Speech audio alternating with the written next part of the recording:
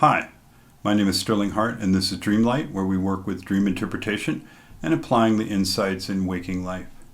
Are dreams happening in another dimension? There are various descriptions of this being the case. The difficulty is what is meant by another dimension and the kinds of dreams that fit into this model.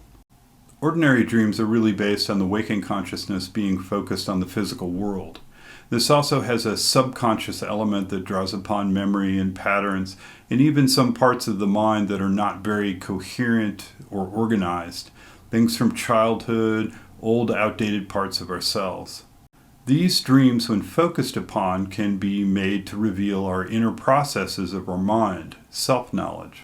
It can show us how we really feel or what old conditioning or ideas, desires, attachments shape our perception of events and our concerns with the waking reality.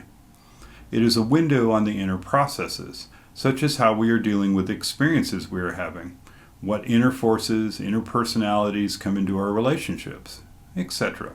Dreams condense things into symbols, so we have to learn and use that part of the mind that can relate to these symbols. However, for some, they have experiences that go beyond this.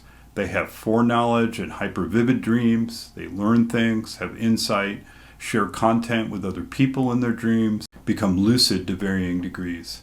Another layer of dreaming is the time sense and subtle perceptions. These experiences are often mixed in with the elements of normal dreaming. For some, they are obvious as these dreams seem special. For others, this develops slowly and happens more often as they become more familiar with the experience. Some are quite natural or okay with this. Others might have only one or two special dreams that stand out but don't follow up the implications or take the time to go inward. Some are frightened by these experiences because they don't really know what's happening or how to relate to it in their reality. So these kind of dreams are called subliminal dreams, and they use the part of the consciousness that has a much wider contact with the greater world. You might call or think of this as intuition, so there's elements of intuition that come into the dream. Beyond this, then, there are other dreams that don't fit into these ordinary dreams and are vivid, and have many things which are new to the dreamer and are unexpected. The reality of these worlds seems different. We perceive as the dreamer things like colors that are not found in waking life. We can feel sublime emotions or see physics that work differently. These dreams often contain insight. We come away with profound views. These kinds of dreams are described as being experiences of other planes of reality, layers of consciousness, or are symbolized, condensed versions of experiences that are seen through the dream language. Most of these insights, or you can say knowledge gained, have implications for our waking perceptions and how we live. The difficulty is that you have to have a discerning awareness to tell the differences, which involves knowing yourself and having experiences over time. The idea that they are another dimension doesn't do much for you if you treat dreams literally. That leads to delusions of all sorts. Also, if you don't know yourself very well, you can get stuck trying to make the dream fit what you desire and expect. Rather than imposing a wrong view, it is better to examine the dreams and learn about them. Treating them as psychological at worst will leave you stuck with ordinary dreams, but these will yield insights into the waking life, and over time you will start to have the same insights you get in dreaming in the waking life itself, as you observe your mind, and come to know yourself. To get unstuck from ordinary dreaming, it is greatly helped by dealing with psychological issues and seeing things more clearly, which you can learn from working with ordinary psychological dreams. Then these other deeper levels of subliminal dreams will become more apparent.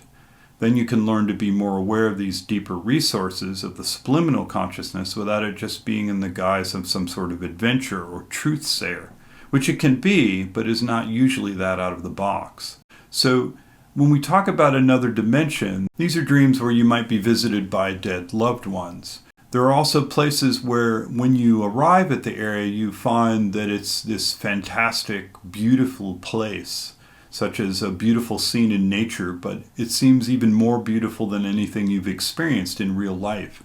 You'll find that these dreams are quite energizing. At other times, you can feel things like really sublime peace, and you find dream images of these very calm places, like a river flowing or the ocean itself being perfectly still. You might say that these dreams are products of the feeling that you're having. That may work. That explanation describes it. But on the other hand, it seems like you can return to these places. Another common one is to dream of some place you've never been and then arrive there at some point in the future and see what it's actually like. There are times when you find that you do that. You dream of a place you've never been, something significant turns up from the dream, but there also were other elements of the dream.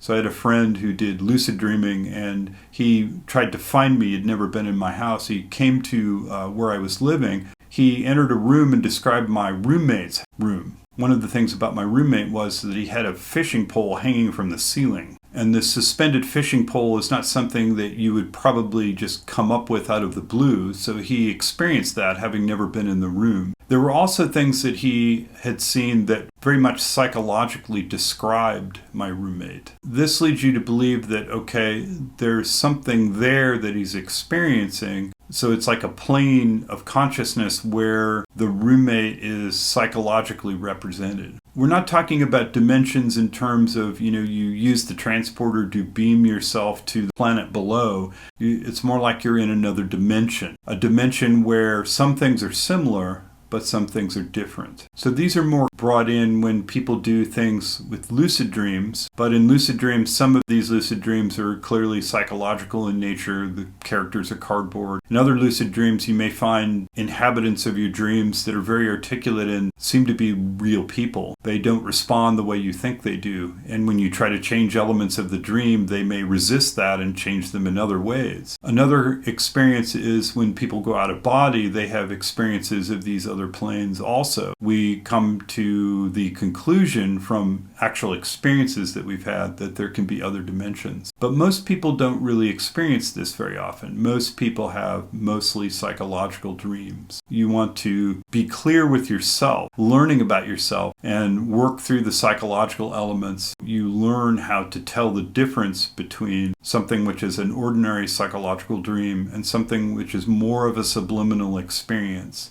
And that subliminal experience in and of itself can be also put into dream language. So you're not really experiencing something directly like you might out of body. You're really experiencing something and then it's translated into the dream language just like the waking day is. If you got something out of this video, please hit the thumbs up. If you want more dreams, please hit subscribe. Till next time, thanks for coming.